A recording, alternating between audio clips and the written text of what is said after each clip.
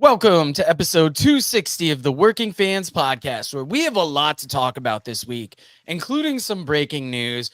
But the real breaking news is that this episode is brought to you by Game Up Hard Hydration. 4 great flavors. It's like your favorite sports drink and your favorite seltzer got together, had a baby. Dave, tell them about it.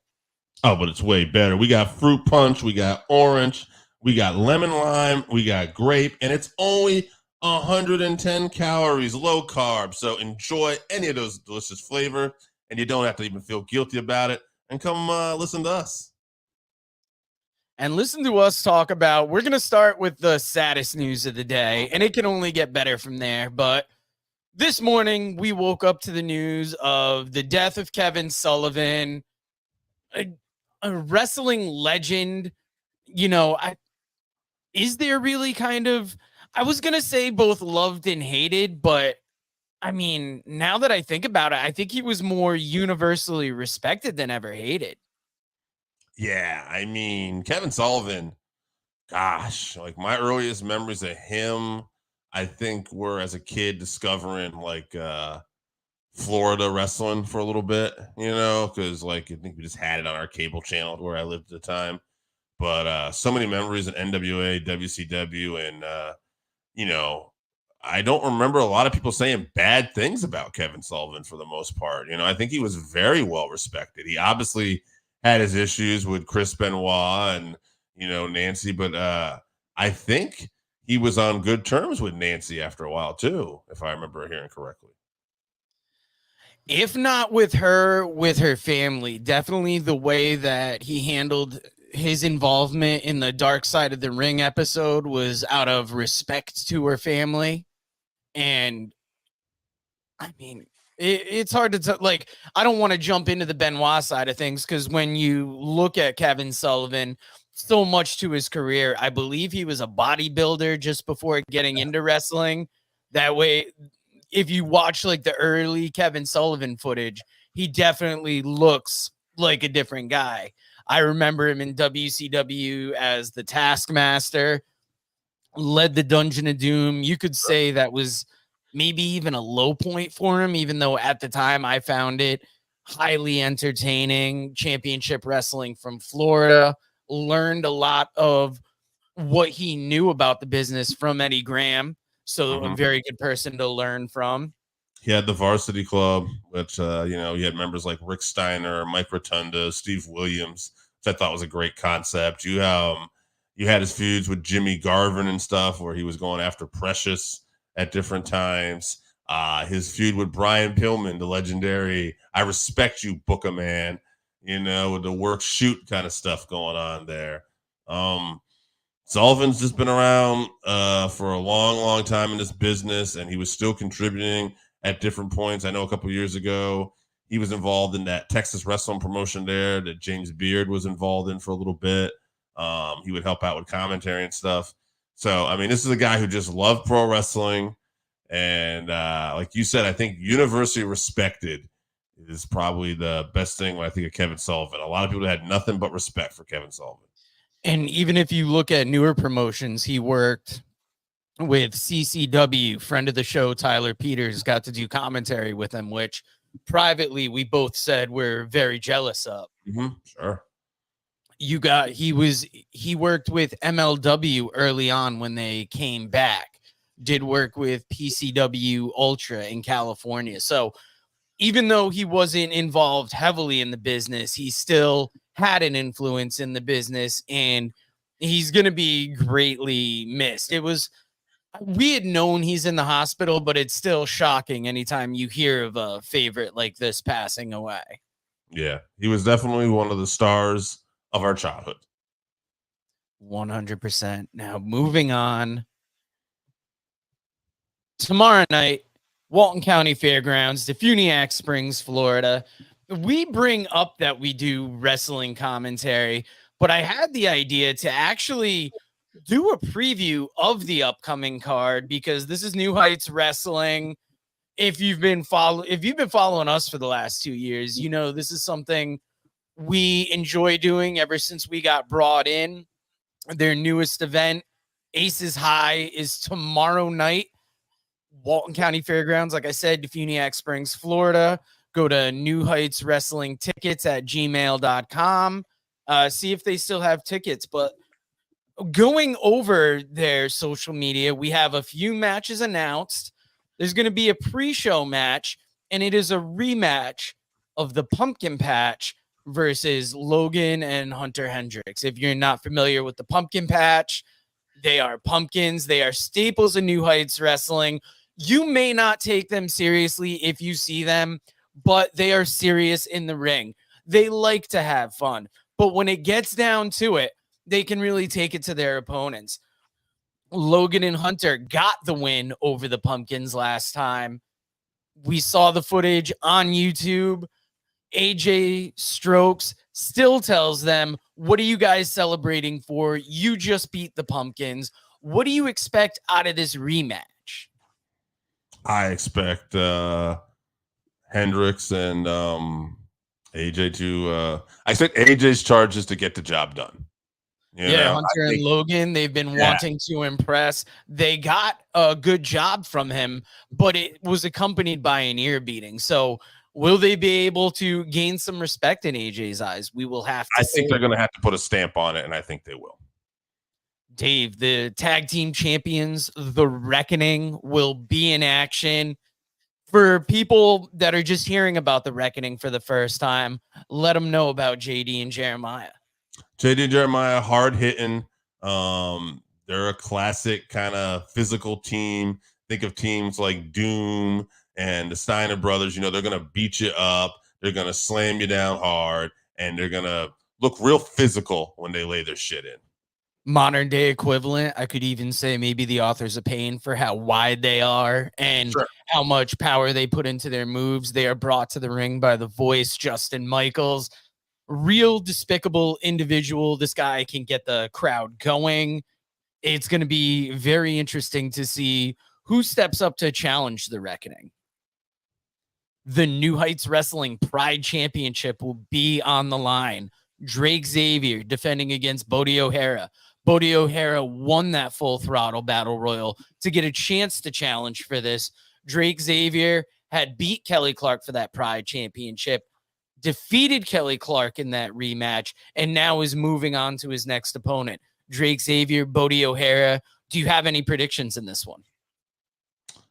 I'm going to go with Drake Xavier at this point. He's got enough people around, whether it's Princess Josh or whoever helping, that Drake Xavier will find a way to get it done. Yeah, Cerise Ex Mortis is always a force, no matter who is ringside. They're holding 2 championships right now. I don't think Princess Josh is going to be happy if Drake Xavier loses that title. And we've seen Drake step it up as time has gone on. But like you always say, that championship makes you 30% better.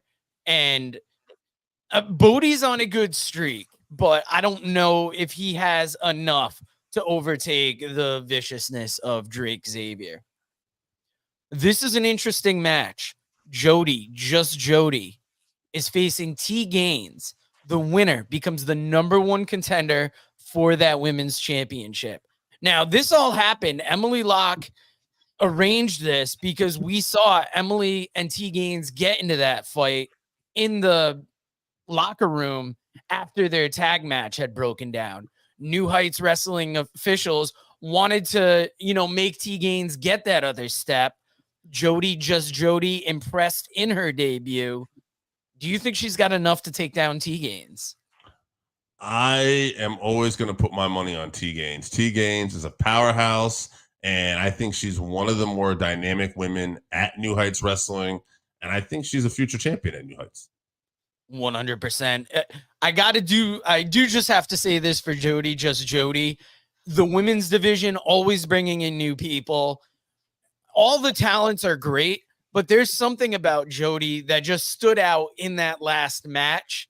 And I can't go as far as to say that Jody's going to beat T Gaines. I think T Gaines has this, and then she's going to move on to face Emily Locke eventually. The battle continues on between Waylon Barley and Shane Gibson. It is a Falls Count Anywhere match.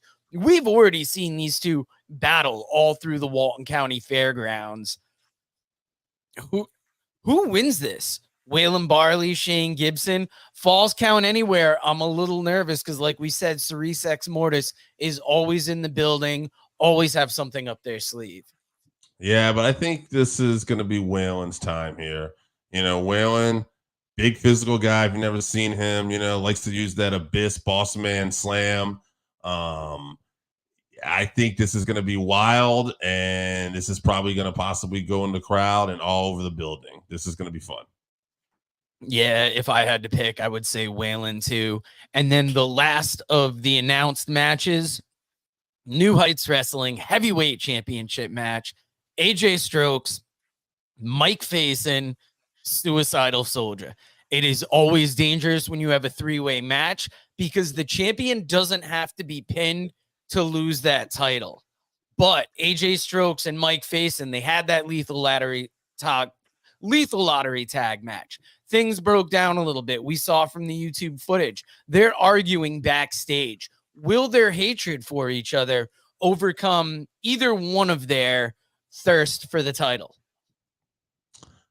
We will see. I think that the interesting part of this match to me is you got Mike Faison, a real powerhouse, a real hoss in there. And then with the other two, AJ Strokes is a complete wrestler. He can brawl. He'll be nasty. And then you get the champion, Suicidal Soldier, who's also a complete wrestler, but maybe a little more will take to that air, but he's got that heart, no matter how much you're beating on him, he keeps coming back. So three-way, man, all bets are off with these three get in there. But if I got to pick one, I'll stay with the champion. I am going to go the wild card. I'm going to say AJ Strokes gets the win because he's going to have his chip on his shoulder. We saw in that footage from backstage, Mike Faison let AJ know Mike has held the heavyweight championship twice. AJ has only held it once. So I feel like something's going to happen. Maybe Hunter and Logan get involved because the triple threat match. I think AJ has something up his sleeve. So that's it for the announced matches. Go on New Heights Wrestling on YouTube. You can see they've got messages. Samuel Pendragon is talking about being there. Kelly Clark talked about not getting that Pride Championship back, and now he is going to step it up. So what is Kelly Clark going to have up his sleeve? You're going to want to check it out when it hits their YouTube channel, or if you are in the DeFuniak Springs area, New Heights Wrestling tickets at gmail.com and hit them up for tickets. Now that we previewed this coming weekend's card, let's talk about last weekend's card. And I mean, the title for the episode is going to spoil it. Dave, how did you enjoy SummerSlam? What matches stood out for you? I enjoyed it overall. I thought the pacing was excellent on this show. We talk about that a lot, but even by WWE standards, I thought the pacing was really, really good. I thought only a couple matches slowed down for me a little bit. Bayley and Nia Jax at that point, but I assumed Bayley was winning, so I was actually somewhat surprised. I know a lot of people were upset about that, but I don't know, the involvement of Tiffany and everything like that. I kind of like where the story might be going a little bit. I'm going to be a little more patient, I think. At the end with Cody and Solo was interesting because I felt like we're all waiting for Roman Reigns to return, which is the title of the episode, of course. But what was very interesting was Jacob Fatu, apparently, and that's what stuck out to me. It's like Jacob Fatu getting legit injured, it looks like, and not being able to be there when Roman comes out. Like, I thought it made sense that Roman and Solo were going to be attacking Cody, and then, Jacob Fatu and Solo be double teaming Cody, and then Roman would come out for the big save. But instead, it looked like they improv and they were both down. Now, I have heard some people say, I think it was Meltzer, that that was supposed to happen, and they were keeping Jacob and Roman away from each other now. But it certainly didn't look like that. I mean, and if that was the plan, hats off to him. They did a great job because he even had a walking like cast type thing on his foot a little bit later in the evening. Yeah, there were a lot of great matches, a lot of great spectacles. You had Jelly Roll there, I guess, did a song during the pre-show, did a song to kick off the event, and then even had some physical involvement, which is interesting. You had MGK come out to the ring with Logan Paul. I was amazed how many championships changed hands on this show. Yeah, because they Plus don't do both that. King of the Ring winners too. Yeah, they don't do that as much anymore. We're not seeing as many title switches as much lately, but they did that this show, and that's a great point with both King of the Ring winners. It kind of like was a way of them putting over that King of the Ring a little bit more too. Yeah, I mean Gunther and Damian Priest to me, I think was the actual in-ring match of the night. It was just physical. I thought it was one of Damian Priest's best efforts since being champion. And I think a lot of that has to do with just Gunther. It's no disrespect to Damian, but Gunther just seems to bring the best out of everybody. Yeah, another big thing about SummerSlam, the demise of the Judgment Day overall. Yes. You could see things have been crumbling as this has approached, but the way that each story broke apart, and then now you have the Finn Damian story, you've got the Dominic Liv Rhea story still going. I was surprised Dominic went with Liv. You know, maybe you could have seen it coming if you had a good eye, but it was still that wrestling thing of just the way everything was pulled off was so well. Enjoyed the show. I can't believe Bash at Berlin is what, only 3 weeks away or so. Yeah. And we got Gunther versus Randy Orton already set up too. So great Yeah, job. things are moving along great. Overall, love the show. And we are going to get to our newest comparison now because I was searching through the ones that were done recently, and sometimes I'll go with the most popular one. But this one for me, I thought was the most interesting because I was wondering who I would pick better in ring, Steamboat or Regal. Obviously, Steamboat has had a lot of great matches over the years. Regal is known for that technical ability. What what was the thought that made you kind of put these together? Well, these two had a rivalry over the WCW TV title.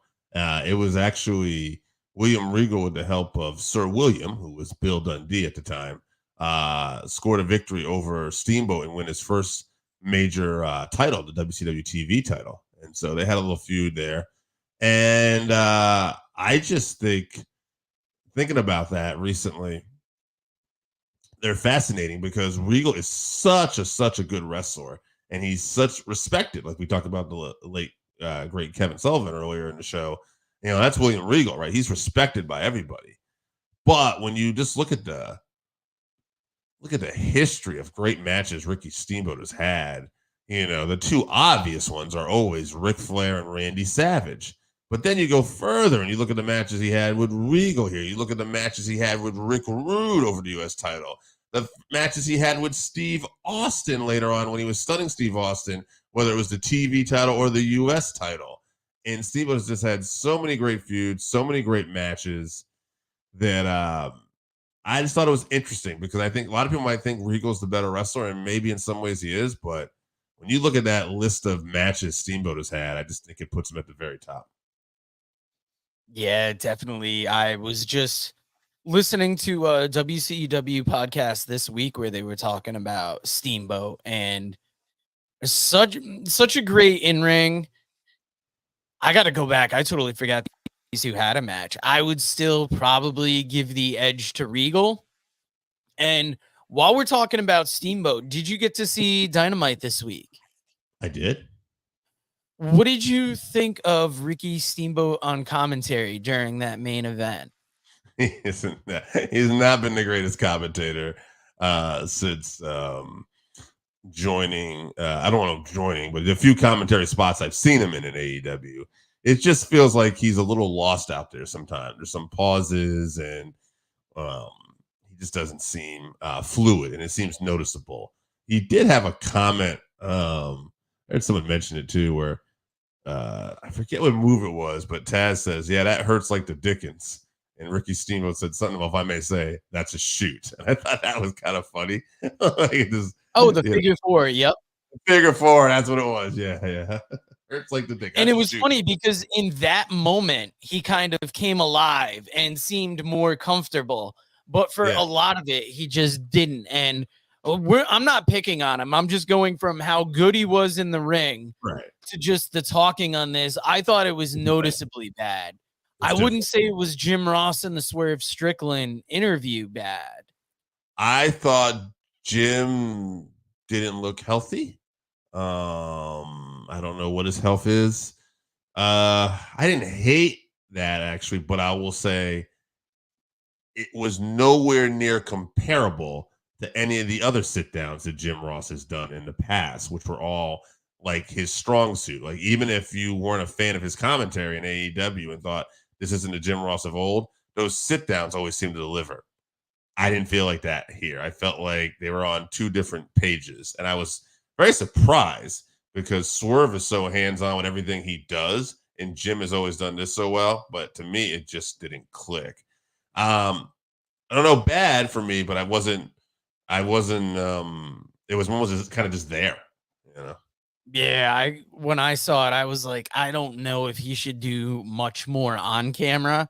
Obviously, he's a legend in the game, so he has the right to be involved however much he wants if Tony Khan enjoys it. But as a viewer, I thought it was jarring. Those were just two things from AEW this week that didn't look the best, and I'm not picking on it. I was just mentioning. No. I get it. Yeah, it's interesting.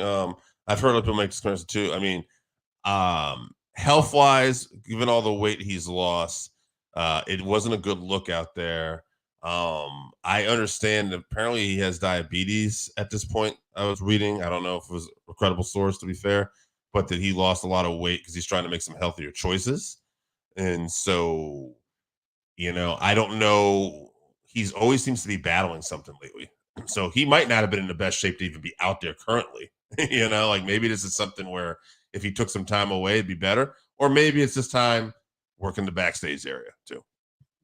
100%. After last week's show, the news came out that Britt Baker had been suspended from AEW from some backstage comments she had made. Do you have any opinion of that? And is there any other wrestling news you kind of want to end on? Because after seeing how it was handled on Dynamite this week, I almost felt like, is that some kind of a work to get a storyline going? I think they were just trying to include it because they got some bad press, and they try to include everything. It seems like to a fault sometimes. Is it a good look to have yet another locker room situation come out? No, I mean, they didn't directly talk about the thing with MJF. They just talked about the suspension, and they tried to work it into his Mercedes. So you're dancing around a bit, but yeah, I don't know. I didn't enjoy that either. Not so much even about the hint of suspension, the talk about suspension. It was more, I thought Mercedes was flat. I thought there was a chance where she was actually trying to get them. She says, "You can't chant DMD." Well, they didn't, so that didn't work. Yeah. And then Tony's like, "We got it right via satellite." It's like it just came off so incredibly flat. I wasn't a fan. I guess what I'll talk about, I'll do two things. Highlights of the week, not counting SummerSlam and the big return of Roman Reigns. Just picking a couple of the shows we've seen. Actually, I'll do three. First, AEW, because it's not all bashing. That opening match with Kyle Fletcher and MJF. Kyle Fletcher, I'm loving his work. I thought he was really delivering big time here. Obviously, they did the injury angle at the end and kind of beat him down.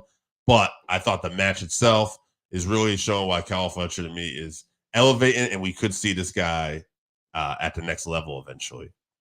As far as other stuff on Raw, I just want to put over that ending with Damian Priest and Rhea Ripley working together against the New Judgment Day. Those guys got a huge ovation, and I think it really does say something, especially with the 24 documentary about Damian Priest that just came out. That this could, in losing the title, he may actually get elevated. So good job on WWE with that. But the big news that we didn't even really talk about, I thought, out of a lot of shows, that kind of thing, one of your boys, Wes Lee, actually turned on the Rascals. The Rascals lost a tag title match to one of your favorite teams, Nathan Fraser and Axiom. And then afterwards, Wentz and Trey McGill are trying to console Wesley. We'll get back. And then Wesley super kicks Trey McGill. Zach Wentz is like, "That's your brother. What are you doing?" Trey kicks Wentz in the balls and says, "You left me alone." And then proceeded to beat on both his teammates. And it got people talking. People were genuinely upset about it. And to me, it really elevated Trey McGill as a great heel. And God damn it, Joe, you got me talking. One more thing I want to say, too, and I'll let it breathe. Bronson Reed, who after SummerSlam, this old school type angle where he basically gave 2 giant splashes off the top rope, 6 of them, I believe I counted, to Seth Rollins, and left Rollins coughing up blood. And this almost felt like an old school Mid-South angle to me. Like, this was that good, and I thought it really elevated Bronson Reed. Yeah, that Bronson Reed angle stuck out. I was upset about the Rascals angle at first because I was loving that reunion. Same. And I know even privately I had talked to people about them winning that NXT Tag Championship. I would have liked to see that. And bringing it over to Impact. But as time has gone on, I almost enjoy this a little more because maybe we can have some, almost like the Bloodline where you have the Rascals versus Wesley and whoever he brings on and have it almost some kind of rivalry like that. As we're talking, more things are coming up. Odyssey Jones joining the New Day, and it almost looking like Xavier Woods is kind of with it, but kind of not. It really was a good week this week for wrestling, and it was hot as heck out. So it was also a good week for Game Up Hard Hydration. If you haven't tried Game Up, then you are missing out. Imagine your favorite seltzer and your favorite sports drink had a baby, but it's way better than that. Each can is 110 calories, low carb, 4.9 ABV. It's a nice light drink that is not light on flavor. Game Up comes in fruit punch, orange, lemon, lime, and grape. Pick it up at drinkgameup.com or at your nearest liquor store. And if you are sitting back enjoying a nice cold Game Up, you're going to want a great book or two to read. And Vinny Berry is running a deal, I believe, on his Wrestleville book. So go check that out at wrestleville.com. Vinny Berry is the author of these next 2 books. Hey, all you got young wrestling fans out there, listen, Old Black Bart has got a book. It's called Wrestle Black Bart. It's got some that good stories in there about some that good wrestlers. Read stories of Dusty Rhodes, the Von Erich, Scott Casey, Sergeant Slaughter, Roddy Piper, Mr. Fuji, Ron Bass, Bruiser Brody, Mike Davis, the Grappler, and many others. And I guarantee you one thing, that it'll be the best dadgum read you've had in a long, long time. Get your book today at Russellville.com or on Amazon. Russellville, it's where wrestling lives.